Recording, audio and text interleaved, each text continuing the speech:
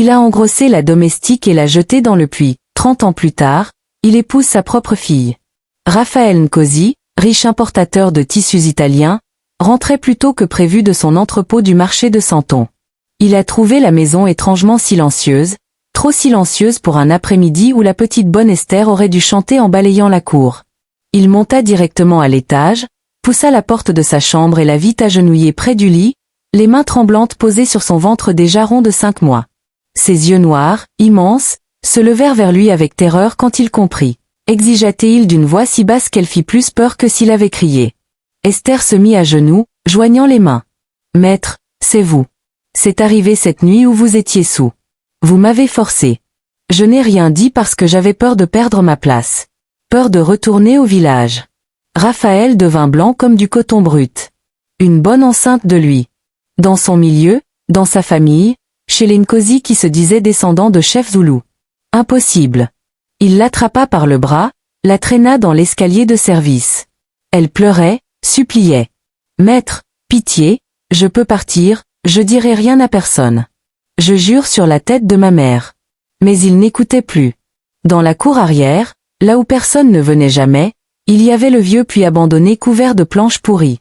Il arracha les planches d'un coup de pied, la poussa violemment. Esther hurla, un cri déchirant qui traversa les murs. À l'aide! Son corps heurta l'eau noire avec un bruit sourd, puis plus rien, seulement les échos de son cri qui semblait rester suspendu dans l'air comme une malédiction. Raphaël remit les planches, essuya la sueur et les larmes de rage, rentra dans la maison comme si rien ne s'était passé. Mais dans la rue voisine, 3 jeunes livreurs de charbon qui passaient entendirent les cris étouffés qui continuaient de monter du puits. L'un d'eux, Samuel, osa s'approcher, soulever une planche et vit tout en bas la silhouette d'Esther accrochée désespérément à la paroi glissante, le visage couvert de boue, criant encore « Pitié, sauvez-moi, sauvez mon bébé !» Ils lancèrent une corde, la remontèrent tremblante, à moitié noyée, le ventre toujours là, bien rond. Samuel la porta jusqu'à la clinique la plus proche où une infirmière compatissante la cacha plusieurs mois. Esther accoucha en secret d'une petite fille qu'elle appela Jasmine, jurant qu'un jour, Raphaël paierait. Elle confia le bébé à une tante loin à Durban et disparut dans l'ombre, apprenant à survivre, à haïr, à attendre. Mais quelque chose en Esther refusait de rester victime. Elle travailla comme vendeuse dans un petit marché, puis économisa pour ouvrir un étal de tissus. Les années passèrent. Elle apprit le commerce, investit chaque rang gagné, agrandit son affaire. À 35 ans, elle possédait 3 boutiques. À 40 ans, elle était propriétaire d'une chaîne de magasins de vêtements africains. Chaque mois, elle envoyait de l'argent à Durban pour Jasmine. Chaque année, elle rendait visite à sa fille en secret, se faisant passer pour une tante généreuse. Elle paya les meilleures écoles, les cours particuliers, les voyages à l'étranger. Jasmine grandit belle, intelligente, aimée, ignorant tout de son véritable père. Pendant ce temps, Raphaël Nkosi prospérait aussi. Son entreprise d'importation devint l'une des plus puissantes d'Afrique du Sud. Il se maria, eut une fille qui mourut jeune d'une maladie. Sa femme le quitta, brisé par le deuil. Il se retrouva seul, riche mais vide. 30 années passèrent. Raphaël, veuf, les tempes grises mais toujours séduisant, décida de se remarier. Lors d'une exposition d'art à Johannesburg, il rencontra une jeune femme d'une beauté saisissante. Jasmine, 29 ans, architecte talentueuse revenue du Canada où elle avait étudié. Raphaël fut foudroyé. Dès le premier regard. Il murmura à son ami Vincent. « Cette fille, je la veux, elle sera ma femme. » Il la courtisa avec toute sa fortune, son charme, sa puissance. Jasmine, orpheline pensait-elle, tomba amoureuse de cet homme mûr, protecteur, passionné. Les fiançailles furent annoncées 3 mois plus tard. Le mariage prévu dans la grande cathédrale de Johannesburg avec 500 invités. Quand Esther apprit la nouvelle par les journaux, elle s'effondra. Son cœur cessa presque de battre. Elle relut l'annonce 10 fois, 20 fois. Jasmine Kumalo épouse Raphaël Nkosi. Non. Non, c'est impossible. Elle téléphona immédiatement à sa sœur à Durban. Comment Jasmine a-t-elle rencontré cet homme? Comment? Sa sœur, ignorant tout, répondit simplement. Lors d'une exposition. Elle m'a dit qu'il était gentil, généreux. Pourquoi? Tu le connais? Pendant 3 jours, elle ne dormit pas. Elle pleurait, hurlait seule chez elle, frappait les murs. Puis elle prit une décision. Elle ne pouvait pas laisser ce mariage avoir lieu. Mais elle ne pouvait pas non plus débarquer comme une folle à l'église. Elle devait être intelligente, stratégique. Elle engagea un détective privé de Pretoria, un homme discret et efficace. Je veux tout savoir sur Raphaël Nkosi. Tout. Les affaires louches, les secrets, les témoins. Le détective fouilla pendant 2 semaines. Il retrouva Samuel, maintenant propriétaire d'une entreprise de transport. Samuel confirma tout.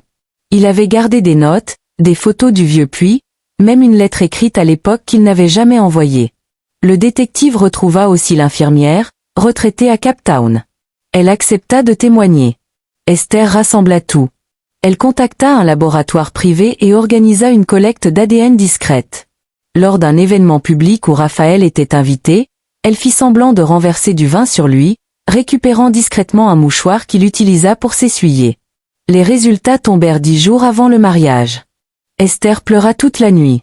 Puis elle sécha ses larmes et prépara son plan. Elle téléphona à Jasmine. « Ma chérie, il faut qu'on se voie. C'est urgent. » Jasmine, occupée par les préparatifs, hésita. « Tante Esther, je suis vraiment débordée. On peut se voir après le mariage ? Non. Maintenant. S'il te plaît. C'est une question de vie ou de mort. » Le ton glacial d'Esther alarma Jasmine. « D'accord.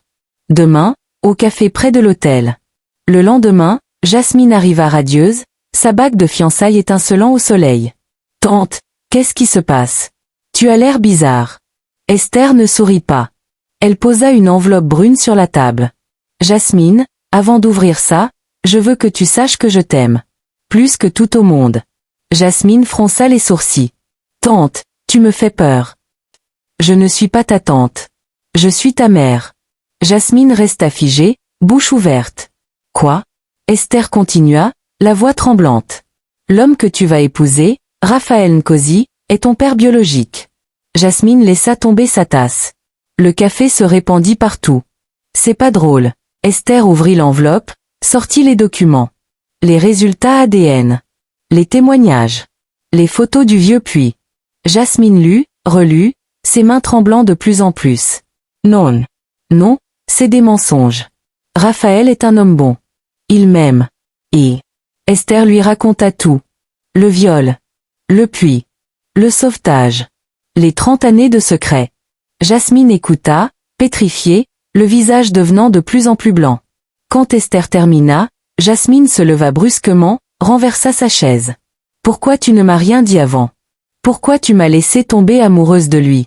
Pourquoi ? » Esther pleurait aussi. « Je ne savais pas que tu le rencontrerais. Comment j'aurais pu savoir ? Quand j'ai appris vos fiançailles, j'ai cru mourir. » Jasmine attrapa son sac, recula. « Je ne peux pas. Je ne peux pas respirer. » Elle sortit en courant, laissant Esther seule. Effondrée sur la table. Les 2 jours suivants, Jasmine ne répondit à aucun appel. Ni d'Esther, ni de Raphaël, ni de ses amis. Elle s'enferma dans sa chambre d'hôtel, les documents étalés devant elle. Les preuves étaient irréfutables. Elle pleura jusqu'à ne plus avoir de larmes. Puis elle prit sa décision. Le jour du mariage arriva. La cathédrale de Johannesburg était magnifique. Des fleurs blanches partout. 500 invités en tenue de gala. L'orgue résonnait. Raphaël attendait à l'autel, souriant, confiant, ajustant sa cravate dorée. Vincent, son témoin, lui murmura. « Tu es prêt pour le grand jour ?» Raphaël sourit largement. Plus que jamais. Jasmine est la femme parfaite. Jeune, belle, intelligente. Dieu m'a enfin bénie. L'orgue joua la marche nuptiale. Tous les invités se levèrent. Mais Jasmine n'apparut pas. Les minutes passèrent. Raphaël fronça les sourcils. Où est-elle ? Elle n'est pas dans la salle d'attente. À ce moment, la grande porte s'ouvrit. Mais ce n'était pas Jasmine. C'était Esther. Elle portait un tailleur noir élégant, des talons hauts. Ses cheveux étaient coiffés avec soin. Elle tenait un dossier dans ses mains. Elle marcha lentement, calmement, dans l'allée centrale. Tous les invités se retournèrent, chuchotant. Raphaël la reconnut immédiatement. Son visage devint blanc comme un drap. « Toi, tu es morte. Je t'ai. » Il s'interrompit, réalisant ce qu'il venait de dire. « Non, Raphaël. Je suis vivante. Et je suis venu empêcher le plus grand crime de ta vie. Elle se tourna vers l'évêque, lui tendit le dossier. Monseigneur, cette femme que vous alliez marier à cet homme est sa fille biologique. Voici les preuves. L'évêque ouvrit le dossier, lut, pâlit.